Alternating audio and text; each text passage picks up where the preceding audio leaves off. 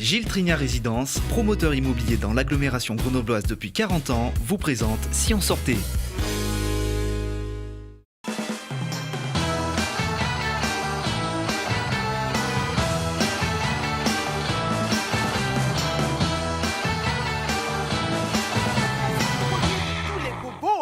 C'est mon père qui a inventé le concept même de la boboïtude. Salut à tous et bienvenue dans Si on sortait.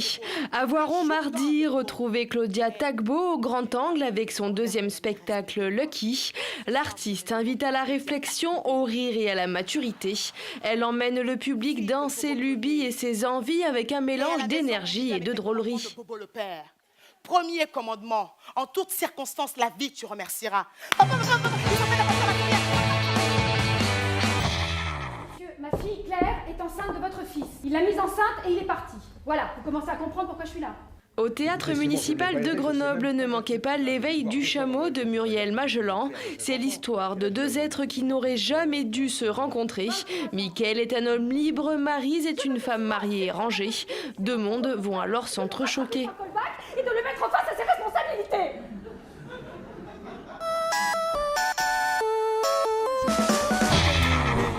Prendre les tranchées. Notre place est si utile. À la source mardi, retrouvez De la terre dans le canon de Laurent Cabanet. C'est un spectacle musical et visuel autour de la Première Guerre mondiale. Au programme, chansons des poilus, photographies, films d'archives et textes poétiques. Même sans tambour, même sans trompette, on s'en va là-haut en baissant la tête. Adieu la vie, adieu l'amour.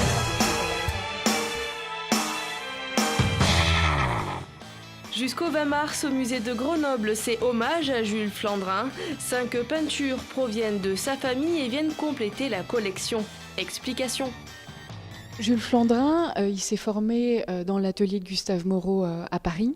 À la fin du 19e siècle, il s'inspire des nabis et notamment il est fasciné par la peinture, les estampes japonaises, ce qui transparaît dans le portrait de Jacqueline Marval. Il est aussi très proche des futurs fauves que sont Matisse, Camoin, Rouault, ce qui transparaît notamment dans sa palette, notamment dans l'autoportrait avec des couleurs très vive. Et puis progressivement, effectivement, sa palette s'assagit. On est effectivement dans une figuration plus tendre, notamment de ses neveux et nièces, et aussi dans une œuvre qui s'inspire beaucoup aussi de la photographie, ce qui transparaît notamment dans les portraits qu'on voit ici. Et on dirait que le thème de l'idylle est aussi important pour Jules Flandrin, et on le retrouve dans le paysage pastoral qui représente Homère et des bergers.